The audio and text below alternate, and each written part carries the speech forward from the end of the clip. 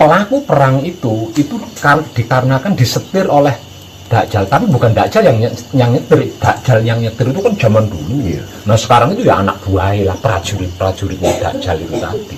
Karena apa ya? Karena Dajjal ini kan satu raja ya, satu raja, penyembahnya ya seluruh manusia yang tidak menyukai kebajikan, seluruh manusia yang tidak menyukai kebajikan, seluruh manusia yang tidak menyukai kebaikan. Itulah pengikut Dajjal, prajuritnya Dajjal atau abdinya Dajjal.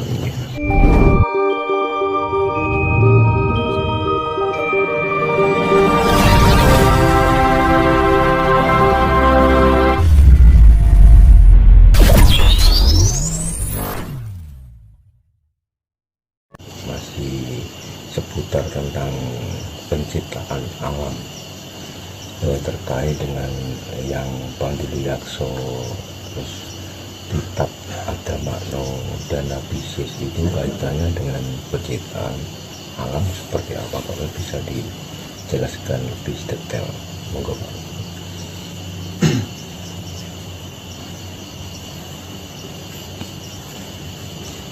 Kalau kaitan dengan penciptaan alamnya sih agak jauh Mas ya, agak jauh.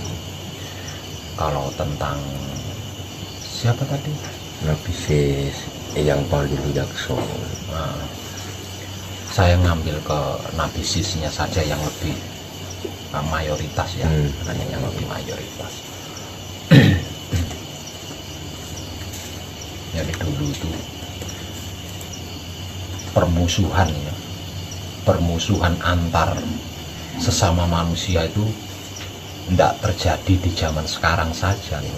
Dari sejak zaman dulu itu sudah ada memang. Dari sejak zaman dulu permusuhan antar sesama manusia itu sudah ada. Hanya saja yang menjadi apa ya cara ini, yang menjadi alasan permusuhan itu berbeda. Kalau sekarang permusuhan itu terjadi karena kepentingan politik kan.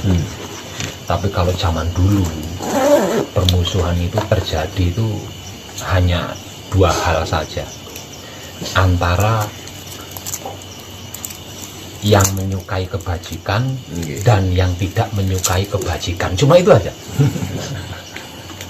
permusuhannya itu. Permusuhan ini bermula itu sejak terjadinya awal pembunuhan. Awal pembunuhan manusia terjadi itu dari anak Adam dan Hawa pertama dan kedua. Pembunuhan ini dipicu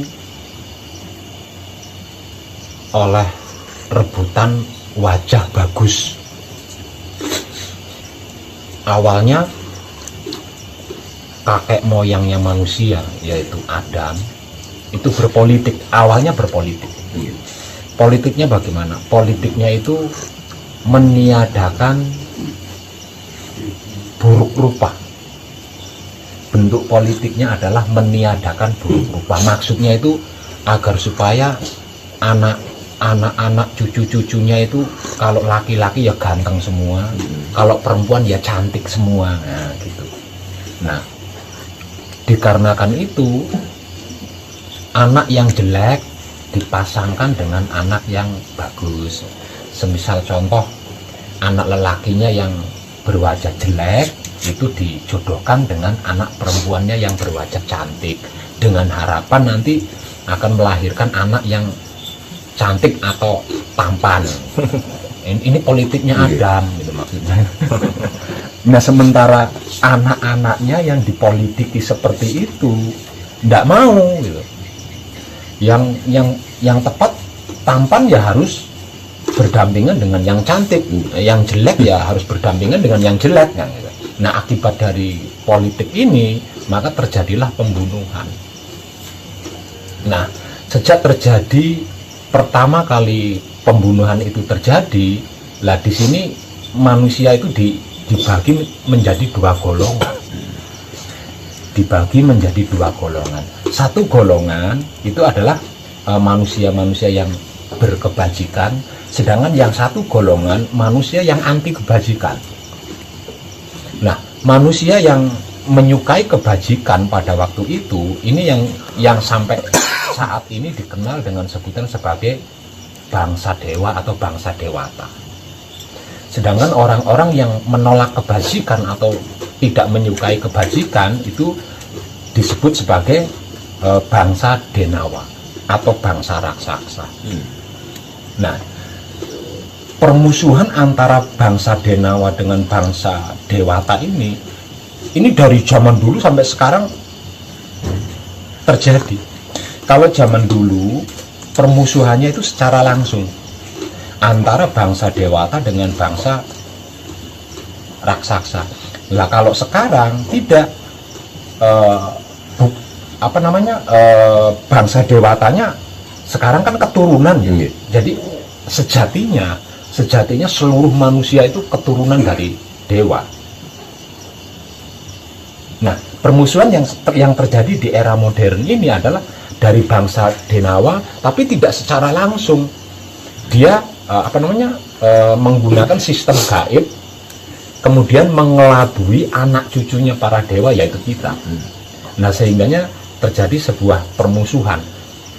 Entah itu alasan politik atau alasan apa saja, yang penting permusuhan dua kubu ini tetap selalu terjadi sejak zaman dulu hingga zaman sekarang. Nah, sejak bangsa manusia dibagi menjadi dua golongan, maka bermula dari situlah ada yang disebut kepemimpinan, ya, kepemimpinan. Nah, bangsa dewata pemimpinnya disebut sebagai raja, sedangkan bangsa denawa, nah pemimpinnya ini yang disebut sebagai Dajjal itu tadi, seperti itu. Nah, permusuhan atau perang yang sejatinya dalangnya itu adalah Dajjal ini tadi. Tidak peduli penyebab perangnya itu apa. Yang pasti pelaku perang itu dikarenakan disetir oleh Dajjal, tapi bukan Dajjal yang nyetir. Dajjal yang nyetir itu kan zaman dulu ya. Nah, sekarang itu ya anak buahnya lah, prajuritnya Dajjal itu tadi. Kalau kita tahu bahwa Dajjal itu merupakan sosok, apa hanya sebatas sanipan, Pak?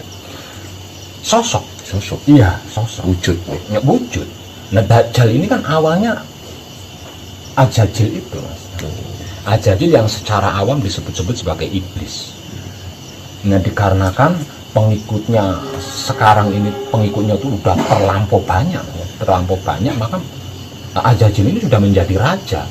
Dikarenakan apa? Karena pengikutnya terlalu banyak. Nah, maka para pengikut ini mengangkat Ajajil menjadi Dajjal. Jadi Dajjal itu gelar sebenarnya, gelar. Nah, sekarang kerajaan Dajjal itu ya udah mewah. Ini menarik, Pak, terkait dengan Dajjal. Ada salah satu yang menjelaskan Dajjal ini sekarang ada di salah satu tempat dan bahkan dirantai. Nanti setelah menjelang, bahkan sudah waktunya hari akhir, akan lepas, dan hanya Nabi Isa yang hanya bisa membunuh Dajjal. Bagaimana dengan konsep itu, Pak? Kalau menurut saya Dajjal dirantai. Kalau Dajjal berada di suatu tempat bisa-bisa saja. Tapi kalau Dajjal dirantai itu, kalau menurut saya kurang lucu gitu.